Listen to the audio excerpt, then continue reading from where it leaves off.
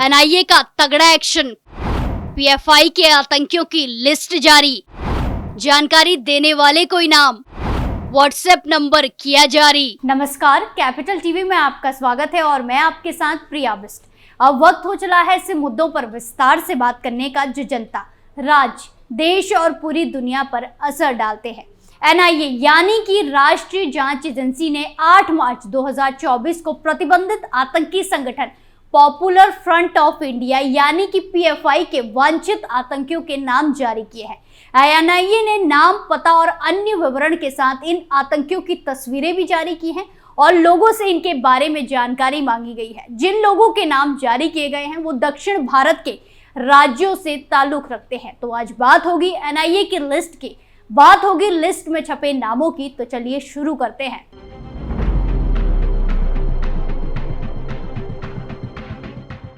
राष्ट्रीय जांच agency NIA ने प्रतिबंधित आतंकी संगठन पॉपुलर फ्रंट ऑफ इंडिया यानी कि पीएफआई पर तगड़ा प्रहार करते हुए वांछित आतंकियों के नाम जारी किए हैं। इस लिस्ट में जिनके भी नाम आए हैं उनकी अब खैर नहीं है और अब इन आतंकियों को दौड़ा दौड़ा कर मारा जाएगा, इनका एनकाउंटर होगा।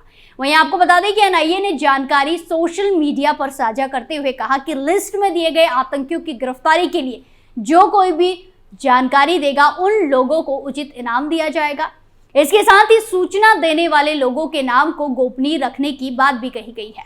इसमें 2 अज्ञात व्यक्तियों के बारे में भी पूछा गया है। एजेंसी ने इसके लिए एक व्हाट्सएप नंबर भी दिया है, जहां प्रेस विज्ञप्ति में कहा गया है कि यदि आपके पास इनके वर्तमान ठिकाने या अन्य कोई जानकारी है जो उनकी गिरफ्तारी का कारण बन सकती है तो कृपया व्हाट्सएप नंबर +91 9497715294 पर माध्यम से साझा करें। भगौड़े की गिरफ्तारी के लिए विश्वसनीय जानकारी साझा करने वाले व्यक्तियों को उचित पुरस्कार दिया जाएगा। सूचना देने वालों की पहचान गुप्त रखी जाएगी। वांछित अपराधियों में आंध्र प्रदेश के नल्लौर जिले के शेख इलियास अहमद, तेलंगाना के जगतियाल के अब्दुल सलीम और निजामाबाद के एमडी अब्दुल अहद का नाम शामिल है। अब्दुल अहद को एमए अहमद के नाम से भी जाना जाता है। अगली सूची में केरल के एर्नाकुलम जिले के अब्दुल वहाब वीए, पलक्कड़ जिले से अब्दुल रशीद के और एर्नाकुलम जिले से अय्यूब टीए और एक अज्ञात व्यक्ति की तस्वीर भी है। केरल की ओर जिन आतंकियों की एनआईए को तलाशी है उसमें पलक्कड़ जिले के मोहम्मद मंजूर, शाहुल हमीद और मोहम्मद अली कैपी शामिल है। इसके अलावा केरल के एर्नाकुलम जिले के मोहम्मद याजर, अराफत उर्फ यासीर, रफीक एमएस और मल्लपुरम जिले के शफीक पी को राष्ट्रीय आतंकवाद निरोधी एजेंसी को तलाश है। कर्नाटक के जिन आतंकियों की एनआईए को तलाश है उसमें दक्षिण कन्नड़ जिले के मोहम्मद मुस्तफा, मसूद के नाम से पहचाना जाने वाला मसूद अगनाड़ी, मोहम्मद शेरीफ कोनाजे, उमर आर उर्फ उमर फारूक और अबूबकर सिद्दीकी शामिल है। वहीं तमिलनाडु के जिन आतंकियों की तलाश एनआईए को है उनमें थिरुभुवनम में एमडी अली जिन्ना, कुंभकोणम से अब्दुल मजीद, वड़क्कुम गुड़ी से फरुद्दीन के साथ साथ थिरुविदाई मारुथुर के शाहुल हमीद और नफील हसन की तलाश है। इसके अलावा भारतीय जनता पार्टी भाजपा के नेता की हत्या में शामिल एक व्यक्ति की 3 तस्वीरें भी अपील के साथ जारी की गई हैं। वहीं अपील में लिखा गया है कि नीचे दी गई तस्वीरों में दिखाया गया अज्ञात व्यक्ति केरल के पलक्कड़ के निवासी रंजीत श्रीनिवासन की 6 अप्रैल 2022 को हुई हत्या में शामिल था।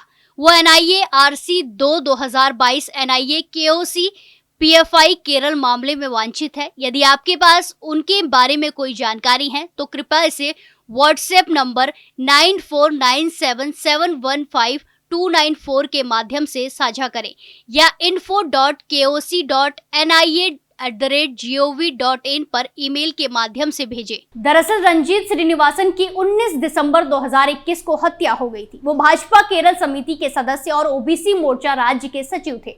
उन्होंने 2016 में आलापुझा निर्वाचन क्षेत्र से भाजपा से चुनाव लड़ा था, जहां 19 दिसंबर 2021 को social democratic party of India SDPI के कार्यकर्ताओं ने रंजीत श्रीनिवास की केरल के अलापुझा जिले में उनके आवास पर हत्या कर दी थी।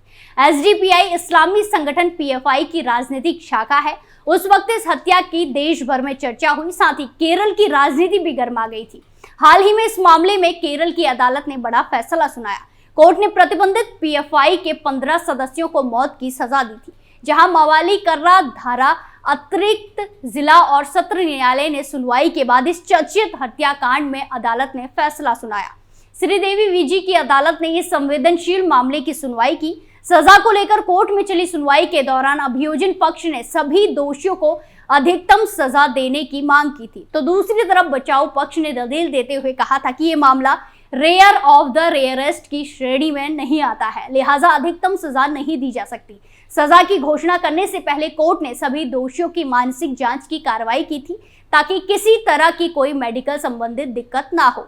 वहीं राजनीतिक रूप से संवेदनशील रहे इस मामले में नेसम, अजमल, अनूप, मोहम्मद असलम, अब्दुल कलाम उर्फ सलीम, जफरुद्दीन, मनशाद, जशीबा राजा, नवाज, समीर नजीर, जाकिर हुसैन, शाजी, पवन थुलगल और शेरनाज अशरफ को दोषी बताया था। वहीं अब एनआईए ने इस हत्या में शामिल एक व्यक्ति की 3 तस्वीरें जारी की हैं।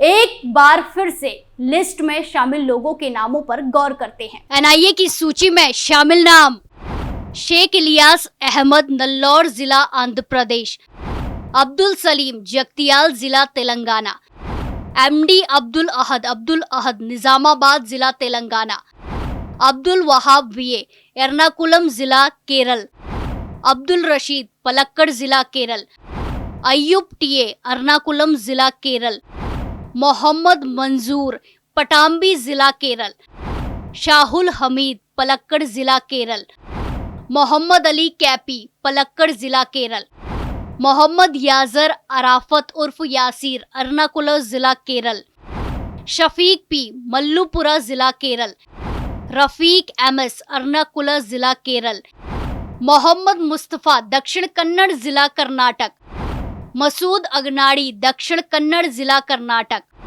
मोहम्मद शेरीफ, दक्षिण कन्नड़ जिला, कर्नाटक; उमर आर उर्फ उमर फारूक, दक्षिण कन्नड़ जिला, कर्नाटक; अबूबकर सिद्दीकी, दक्षिण कन्नड़ जिला, कर्नाटक; एमडी अली जिन्ना, थिरुवनंतपुरम जिला, तमिलनाडु; अब्दुल मजीद, कुंभकोणम जिला, तमिलनाडु; बुरकानुद्दीन, वड़क्कुमगुड़ी जिला, तमिलनाडु; शाहुल हमीद, थिरुविदाईमारुथुर जिला, तमिलनाडु; नफील हसन, थिरुविदाईमारुथुर जिला, तमिलनाडु। आगे बढ़ते हैं और जानते हैं कि आखिर ये पीएफआई है क्या और इसे देश में क्यों बैन किया गया है।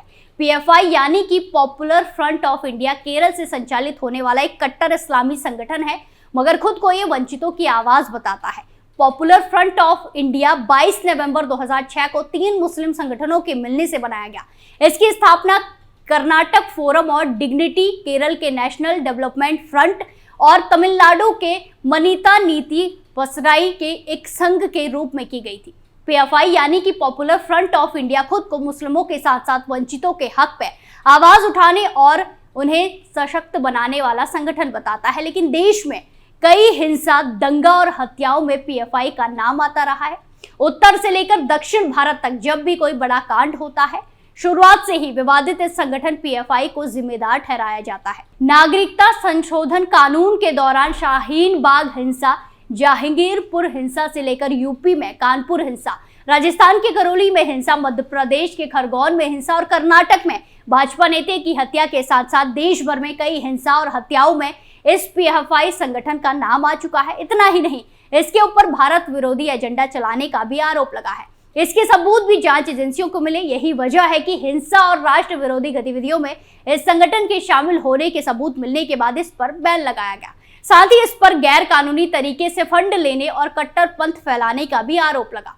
इसके चलते गृह मंत्रालय ने पीएफआई को गैर कानूनी संस्था घोषित कर दिया और 5 साल के लिए बैन लगा दिया। 2022 में गृह मंत्रालय ने पीएफआई को गैर कानूनी संस्था घोषित कर दिया था और 5 साल के लिए बैन लगाया। इसका मतलब हुआ कि 2022 से 5 साल तक पीएफआई यानी कि popular front of India active नहीं हो सकेगा, ना ही वो किसी प्रकार की गतिविधि को अंजाम दे सकता है।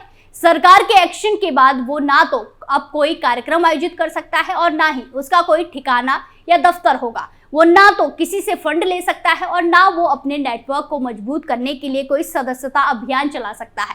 कुल मिलाकर पीएफआई अब किसी भी तरह की गतिविधि में शामिल नहीं हो सकता और इससे उसके टेरर लिंक कमजोर पड़ेंगे। वहीं आपको बता दें कि अब तक के सबसे बड़े अभियान में पीएफआई के खिलाफ 2 बार देशव्यापी छापेमारी हो चुकी है। पहली छापेमारी 22 सितंबर 2022 को हुई थी, जब 15 राज्यों में 96 जगहों पर ताबड़तोड़ छापेमारी की गई थी और इस संगठन से जुड़े करीब 100 छोटे बड़े नेताओं को गिरफ्तार किया गया था। दूसरे राउंड की छापेमारी 27 सितंबर 2022 को की गई थी।